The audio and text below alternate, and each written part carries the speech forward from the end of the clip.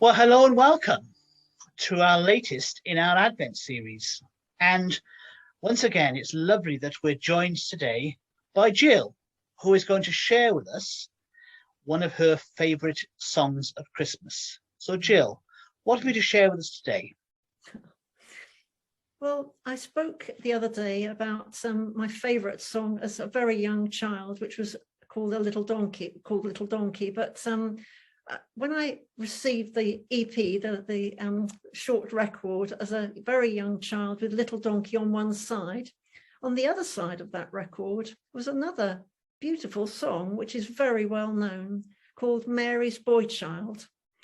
And this song is completely different to Little Donkey. The whole style of the way it's written and the message it gives is a complete contrast, although the couple who was singing it on the record were again Nina and Frederick with their beautiful voices. So although Little Donkey was my favourite, this was a very close second when I was a youngster.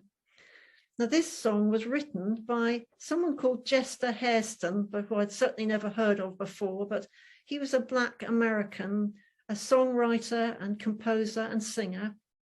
And he actually wrote this song, or rather he wrote the music to go with the song for a group of West Indians who asked him to write a song for their party. So it was a very happy occasion and he wrote this beautiful tune. But some years later, he decided he'd like to write some new words to this tune. And he wrote the words for Mary's Boy Child. But the tune kept that lovely calypso rhythm, which I think is so memorable when you know this song. It just goes so beautifully with the words he's written. It's lively and jolly and happy. But in contrast to the song Little Donkey, which was really just about the journey of Mary and Joseph from Nazareth to Bethlehem, Mary's Boy Child does tell in the simplest possible terms the Christmas story from start to finish. So for me as a little child who didn't know the Christmas story, it was helpful to listen to this and I loved it very much and listened to it often. And this song tells you so simply, basically, what the story was about, who and what and when and why and how did we know? So when did it happen? Well, a long time ago. And where did it take place, this Christmas story? In Bethlehem. And how do we know what the story, where do we get the story from? Well, the Holy Bible says this is where we get this story from. And what is the story? That Mary's boy child, Jesus Christ, was born on Christmas Day.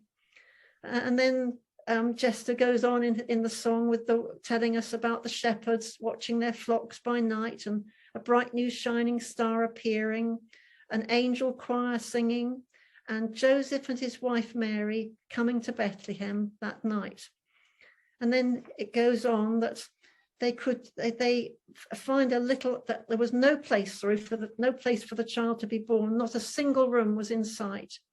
But by and by they find a little nook in a stable all forlorn, and in a manger cold and dark, Mary's little boy was born. So it's so simple, but beautiful, really. But one interesting thing is that after every verse, there is a little chorus, and the words of this chorus are wonderful.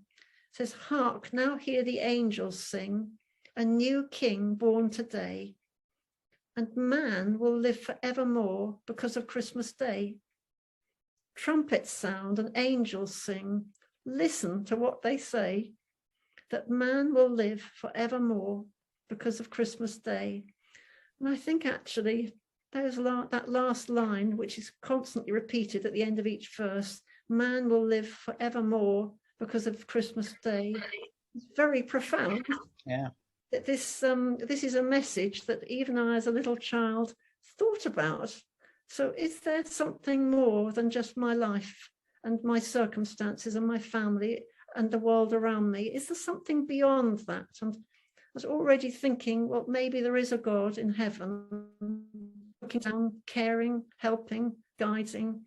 But this was telling me about something even more than that, that after this life, perhaps there's something more to look for. And I would say these two songs that I've spoken about, The Little Donkey and Mary's Boy Child, probably for me as a child growing up in a non-Christian household, were the beginnings of me searching and starting off on my journey to find out about the true message of Christmas. And I just think of that lovely verse in John's Gospel: God so loved the world that he sent his only son at Christmas, that whoever believes in him shall not perish, but shall have everlasting life. And I really believe that is the truth for all of us who believe in the Lord Jesus Christ and all he's done for us, that we have the hope of everlasting life ahead. So that's why I chose this song.